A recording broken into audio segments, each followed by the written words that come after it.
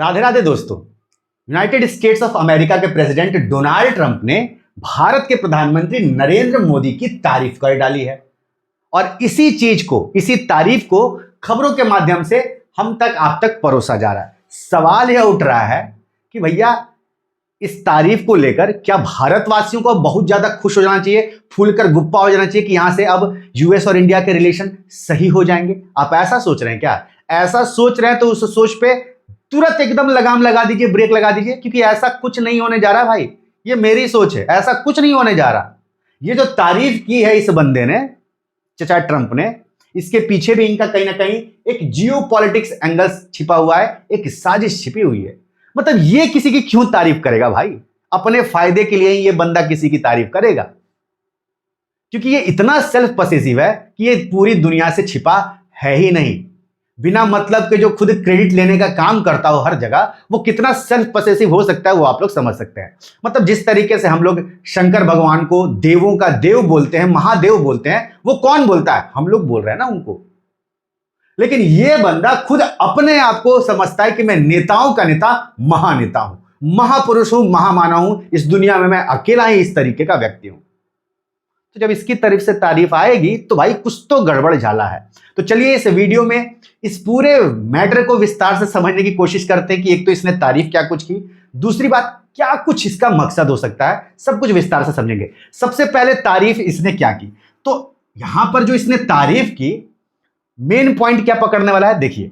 Prime minister Modi and I are two people that get things done, something that can not be said for more. मतलब इसने मोदी के साथ साथ अपनी भी तारीफ लगे हाथों कर ही दी भाई, कि क्यों पीछे रहे। सही बात है, जब सेल्फ पॉसेसिव है तो तारीफ तो अपनी भी करेगा ही ना। तो इसने यह बोला है कि इस दुनिया में, मतलब एक तरीके से सेंस इसका यह है कि इस दुनिया में ऐसे कम ही लोगों के बोला जा सकता है जो कि चीजों को सही करना जानते हैं। उसमें तो भाई एक मोदी साहब है और दूसरा मैं हूं, तीसरा तो भाई कोई नजर नहीं आ रहा है। तो जैसे ये तारीफ हुई, एकदम मीडिया से लेकर सोशल मीडिया पर इसकी चर्चा होने लगी। अच्छा, अब जरा ध्यान दीजिए, मेन चीज, इसने तारीफ तो कर दी, लेकिन ये जो इसने तारीफ की, क्या इसने खुद से कहीं पोस्ट किया, खुद से बताया? ना भैया, ये बात पता चली हम लोगों को कहां से? जो यूएस एम्बेसी है भारत की, उसके जरिए हम तक ये बात पहुंची है। यहां से एक चीज यह क्लियर होता है कि मान लीजिए किसी को तारीफ करना रहता है, कोई किसी को चाह रहा है और तारीफ कर रहा है, तो भाई मुंह पे जाके सीधा बोलेगा ना। समझ रहे? यही होता है ना। हम दूसरों के जरिए बुलवा रहे हैं, मतलब हम उतना इंटरेस्ट है नहीं। तो ये कहीं ना कहीं एक जियो पॉलिटिक्स चल रहा है भाई साहब। खुद मेरा इंटरेस्ट नहीं है आपकी तारीफ करने में, लेकिन हाँ ठीक है, मेरा जो एनवाय है बैठा हुआ इंडिया में, वो आप बता देगा कि हम क्या सोच रहे हैं आपके बारे में। समझ रही है ये चीज? तो यूएस एम्बेसी ने इस बात को बताया कि भाई इससे तो भारत और इंडिया का रिलेशन अब सही होने जा रहा है, सब कुछ सही हो रहा है। और यहां पर तो ट्रंप भाई साहब ने भाई से बोल दिया, तो सब कुछ तो एकदम बल्ले बल्ले। बट कोई बल्ले बल्ले नहीं, ये आपको भी पता है, ये हमको भी पता है। दरअसल यहां पर आप सबको पता है कि यूएस और ईरान का वॉर चल रहा है और इस वॉर में पूरी दुनिया चिंतित है। तो ऑब्वियस सी बात है, भारत भी चिंतित है, अन्य सारे देश भी चिंतित हैं। तो इसी चीज में देश के जो प्रमुख होते हैं इसी क्रम में, वो सब आपस में बातचीत करते रहते हैं। तो डोनाल्ड ट्रंप और मोदी की भी यहां पर बातचीत हुई। तो जो बातचीत हुई डोनाल्ड ट्रंप और मोदी की, वहां पर इस बात की जानकारी प्रधानमंत्री नरेंद्र मोदी ने ट्वीट करके दी कि भाई साहब हम दोनों की बात हुई, बढ़िया बात हुई, और हम यही चाहते हैं कि भाई जल्द से जल्द शांति स्थापित हो। भारत इसी चीज को प्रमोट करता है कि भाई शांति तरीके से वार्ता करके इस पूरे वॉर को खत्म किया जाए और स्ट्रेट ऑफ हॉर्मुज को खोला जाए, जो एनर्जी क्राइसिस है वो खत्म हो सके। ये प्रधानमंत्री नरेंद्र मोदी ने पहले शेयर किया और उसके बाद लगे हाँ, तो इस भाई साहब का भी बड़ाई आ गया कि हाँ भैया, मोदी और मैं दो ही ऐसे व्यक्ति हैं दुनिया में जो कि चीजों को सही कर सकते हैं। अब देखिए, एक तरफ जहां ये मोदी की बड़ाई कर रहा है, दूसरी तरफ ये बंदा क्या कर रहा है? दूसरी तरफ ये बंदा पाकिस्तान के प्राइम मिनिस्टर को, मतलब इसका जो है शहबाज शरीफ का, इसका ट्वीट शेयर कर रहा है। क्या कर रहा है? इसका ट्वीट शेयर कर रहा है भाई साहब। यहां पर देखिए क्या कर रहा है, शेयर कर रहा है। क्या बोला है शहबाज शरीफ ने? शहबाज शरीफ ने यह बोला कि पाकिस्तान जो है वो यूएस और ईरान के बीच मीडिएशन कराने को तैयार है। जो वॉर चल रहा है उसको खत्म कराने के लिए पाकिस्तान एक मिडिल मैन की भूमिका निभाने के लिए तैयार है। और उसके लिए पाकिस्तान यह चाहता है कि जो ये दोनों पार्टियां हैं वो इस्लामाबाद आए, बैठकर बातचीत करें, ताकि ये जो मसला पूरा उलझा पड़ा है ये मसला खत्म हो सके। ये बात कही शहबाज शरीफ ने, और उस बात को शेयर किसने किया? डोनाल्ड ट्रंप ने किया। कुछ लिखा नहीं भाई, बस शेयर कर दिया। तो ये चीज यह दर्शाती है कि ये बंदा दोनों नाव पे पांव रख के चल रहा है। ये चाह रहा है कि पाकिस्तान के साथ तो हमारा रिलेशन सही रहे, क्योंकि पुराने जमाने से तो इसी के साथ तो रिलेशन सही था। समझ रहे हैं?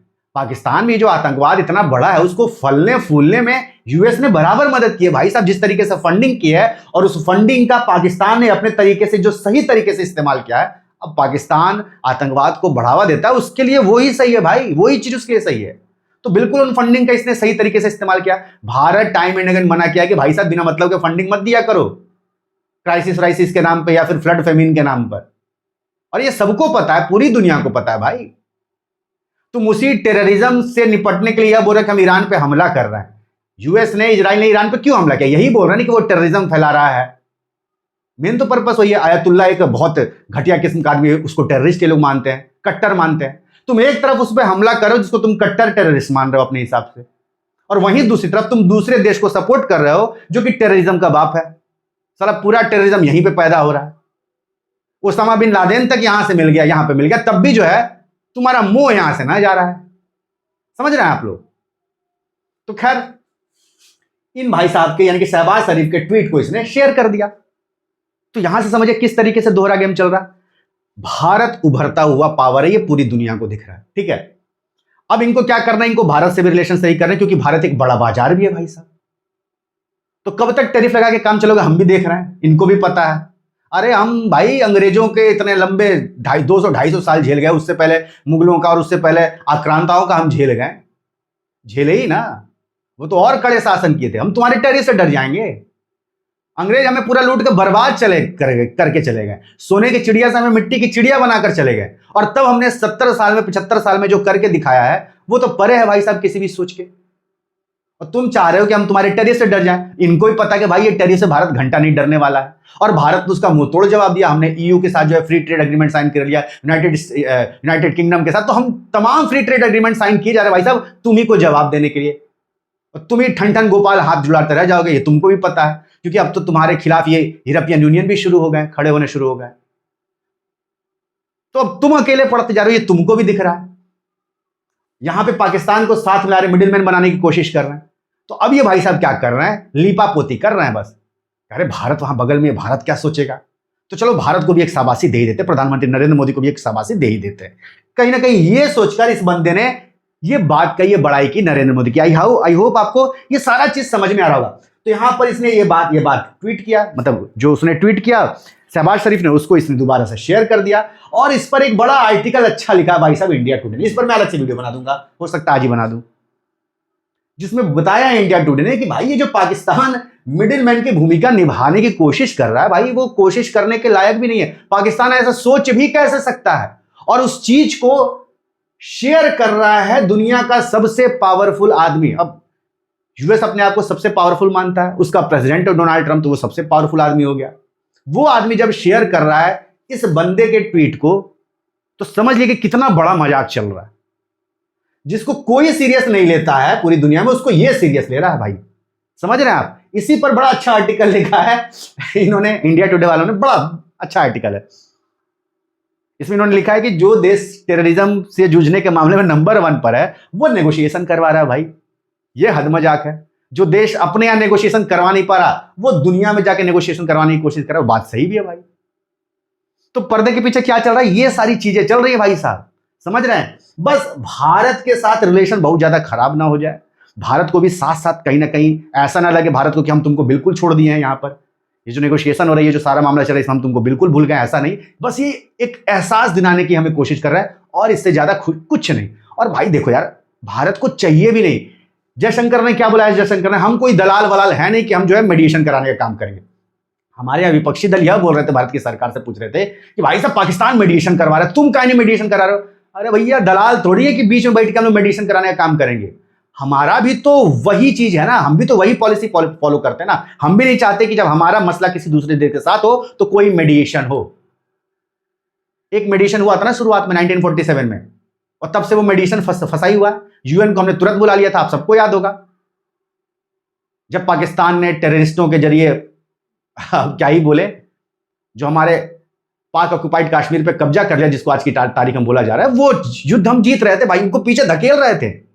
वो आगे बढ़े थे, हमारे आर्मी उनको पीछे धकेल रहे थे। क्या सूझा हमारे प्रधानमंत्री को, वो चले गए यूएन में मेडिएशन करवाने के लिए। वो मेडिएशन आज तक फंसा पड़ा है, भारत के गले की हड्डी बन चुका है। इसी कारण से हमने ठान लिया कि भाई साहब कोई थर्ड पार्टी मेडिएशन हम कराएंगे नहीं।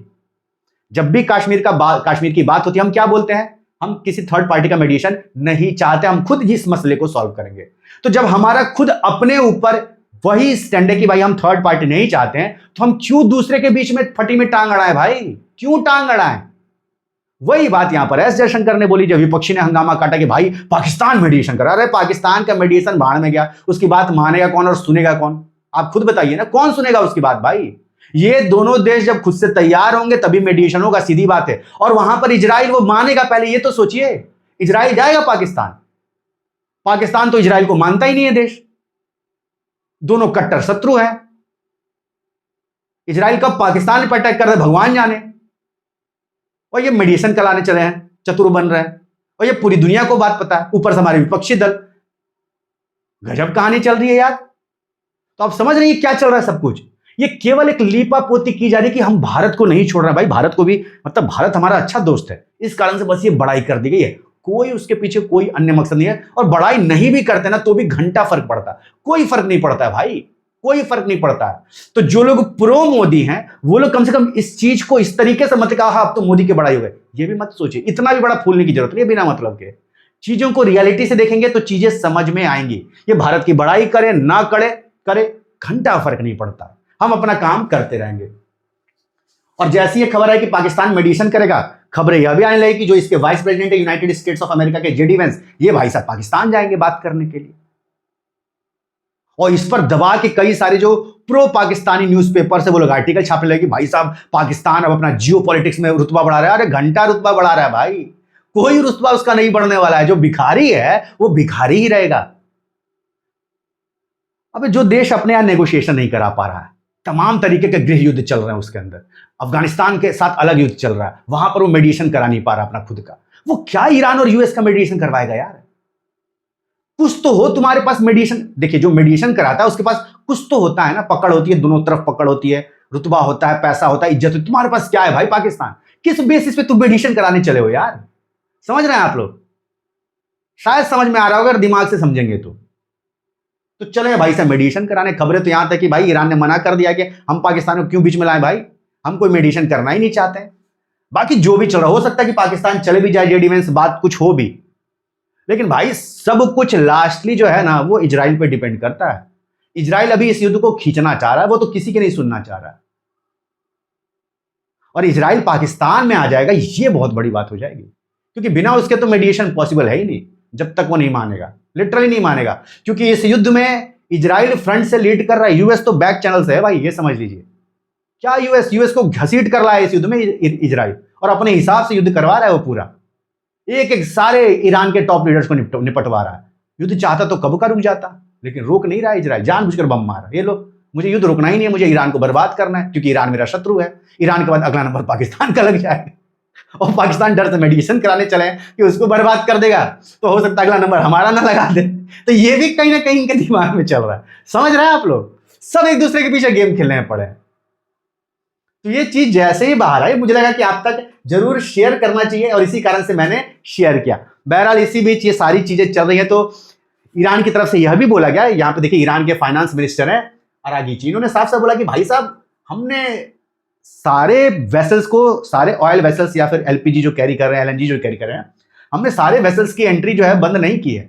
हमारे जो कुछ मित्र देश हैं जैसे कि चाइना, रसिया, इंडिया, इराक, पाकिस्तान, ये लोग भाई साहब अपने वेसल्स को ले आ जा सकते हैं। और देख रहे हैं कि भारत के वेसल्स धीरे धीरे करके आ रहे हैं, मतलब उतनी तेजी से नहीं आ रहे लेकिन धीरे धीरे करके आ रहे हैं, जिस कारण से जो समस्या अचानक से पैदा हो सकती थी वो समस्या पैदा नहीं हो पा रही है। क्यों? क्योंकि धीरे धीरे इसे लेकिन वेसल्स आ रहे हैं, और भारत अपनी दूसरी जगह से भी जुगाड़ देख रहा है कि कैसे बाकी जो चीजें उसकी आपूर्ति की जाए, एलएनजी हो गया, एलपीजी हो गया, क्रूड ऑयल हो गया, और यहां से भी धीरे धीरे सामान आ रहे हैं। तो इस कारण से जो संकट आ जाती है वो संकट आ नहीं पा रही है। तो ईरान ने बोला कि भाई ये हमारे मित्र देश हैं, इनसे हमें कोई दिक्कत नहीं, ये अपने वेसल्स ले आए जाए, कोई दिक्कत नहीं हमें। तो यूएस ने कहीं ना कहीं ये सोच के ट्वीट किया कि भाई हम पाकिस्तान से बड़ी तोप चला रहे हैं, पाकिस्तान मेडिएशन कर रहा है, पाकिस्तान कोई काम का तो है नहीं, ये यूएस को भी पता है, यूएस को भी पता है कोई काम का नहीं है। लेकिन भारत को दिखाने के लिए जो और ज्यादा भी सटने की कोशिश कर रहा है पाकिस्तान के साथ यूएस, उस चीज पे लीपापोती कर रहा है यहां पर केवल मोदी की बढ़ाई करके, और कुछ नहीं है उस पर। और तीसरा, कोई कारण नहीं है भाई। दूसरा, ये भी एक दिखाने का कारण हो सकता है कि भाई ईरान तो बोल रहा है कि भारत हमारा देश है, समझ रहे हैं आप? ईरान तो बोल रहा है, और भारत के अच्छे रिश्ते इजराइल के साथ भी हैं, यूएस के साथ भी ठीक ही ठाक रिश्ते, उतने खराब तो अभी हुए नहीं है खैर। तो ये भी कहीं ना कहीं दिखाने की कोशिश कर रहा है ईरान को कि भाई देखो, हम तो भारत के साथ है, हमारे अंदर अंदर बातचीत चल रही बहुत ज्यादा, ताकि ईरान किलस जाए, दोनों में थोड़ा दरार पड़ जाए, भारत और भड़क के बोलने लगे ईरान पे, समझ रहे हैं आप लोग? तो ये सारी चीजें कहीं ना कहीं यूएस के दिमाग में चलती हैं, और यूएस किसी का सगा है नहीं भाई। देखो, यूएस कहीं एक समय में डिप्लोमेट रहे किसिंगर ने बोला था कि भाई यूएस अगर किसी का दोस्त है ना तो वो ज्यादा घातक है, ज्यादा फैटल है। तो वो चीज यूएस पे लागू होती है, आज भी लागू होती है। यूएस किसी का दोस्त नहीं है भाई, ना किसी का परमानेंट दुश्मन है, ना किसी का परमानेंट दोस्त है। वो अपने मन मुताबिक अपने समय के हिसाब से दोस्ती और दुश्मनी करता है। तो आपका क्या कहना है इस चीज को लेकर? अपनी राय जरूर कमेंट करिए, और बाकी देश दुनिया से जुड़ी, जियो पॉलिटिक्स से जुड़े ऐसे खबरों को विस्तार से जानने के लिए हमने ये जो नया चैनल शुरू किया शेखर राजपूत अनफिल्टर्ड, इसको जरूर सब्सक्राइब कर दीजिए।